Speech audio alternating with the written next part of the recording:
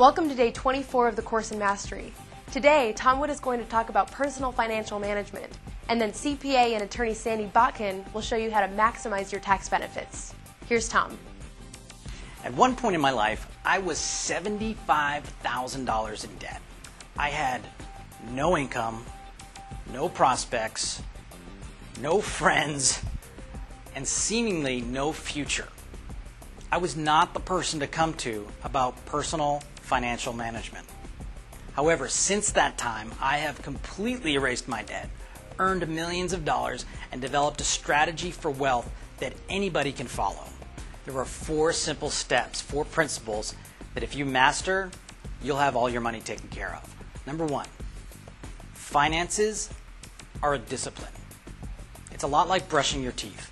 It's not something you may want to do. However, you need to do it. If you don't brush your teeth, your breath stinks. Same thing with your financial position in life. If you don't stay on top of your finances every day, your income, your wealth is not going to be very strong. Number 2, money is just a symbol. Recognize this, that money is a symbol for the value you've created in the marketplace.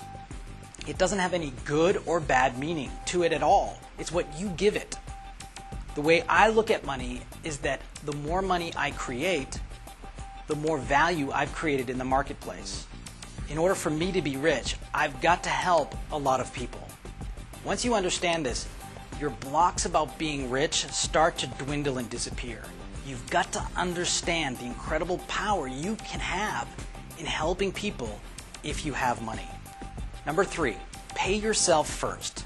Now, when I first heard this principle, I didn't really understand it. Here's how it makes a lot of sense to me. At the end of every month, you have to pay your credit card company, and you may not like paying them, but you do it. You may have to pay your utility bill, and you may not like paying them, but you do. The first person you have to pay is yourself.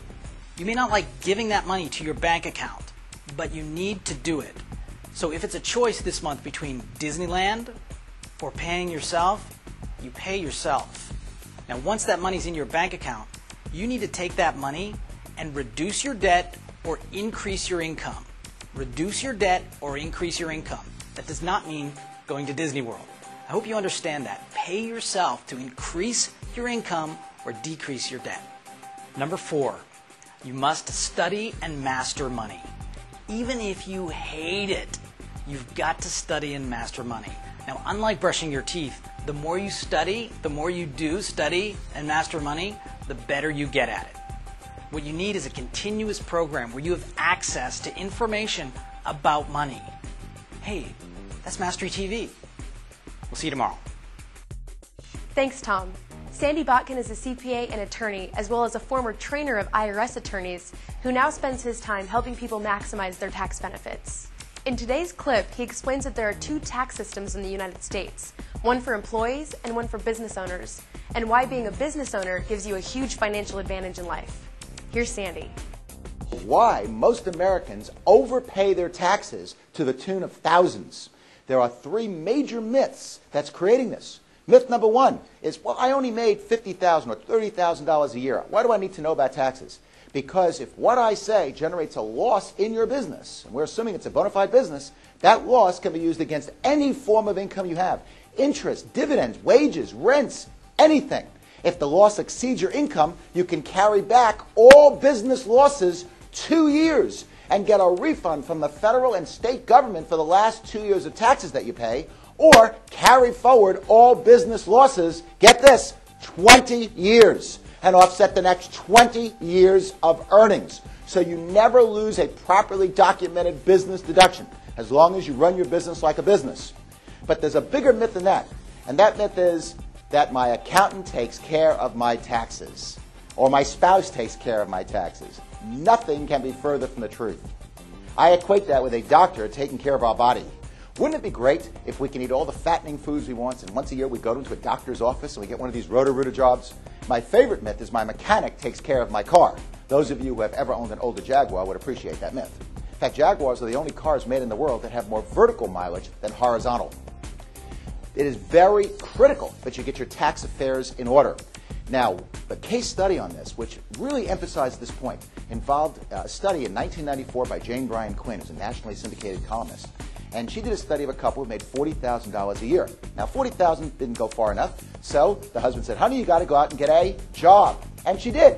And she made an extra $18,000. A year later, they saw no difference in their bank account. Why is that? Well, this slide will show exactly what the problem is. On that $18,000, they have $5,660 of federal and state income tax, most of which is non-deductible. Well, this slide will show exactly what the problem is. On that $18,000, they have $5,660 of federal and state income tax, most of which is non-deductible. On that $18,000, they have to pay Social Security of 7.65%, or $1,377. And as visual proof, look at your paycheck. That's exactly what it is. They then have car expenses. We assume they commute 10 miles a day, round trip, very conservative. At the IRS 37.5 cents a mile rate, that's $975 of commuting, which is non-deductible. They then have child care of $100 a week for 3 kids. I'm not quite sure where you get child care for $100 a week. You get a little bit of a tax credit, but basically that's $85 a week net of that credit, which is $4,400 a year of non-deductible child care. And I'm making this specific so you see why in a minute. Then you have lunches at work. Don't you have lunches with colleagues? We assume they spend $6 a day, 5 days a week. So that's $30 a week, 50 weeks a year of non-deductible lunches.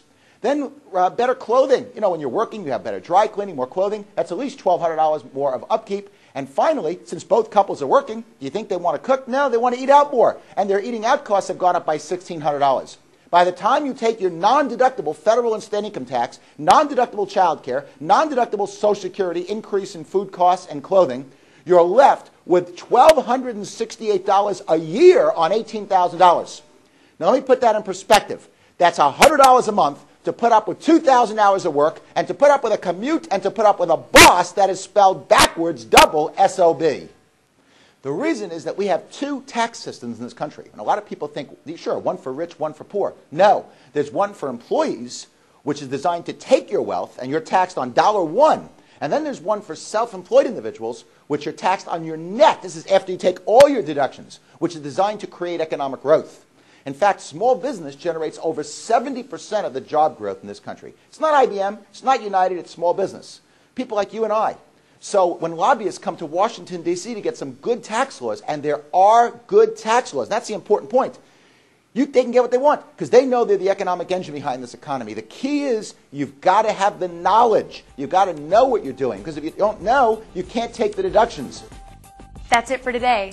Tomorrow we'll discuss why you are either sabotaging your success or on a consistent path toward creating your dream life. We'll see you tomorrow.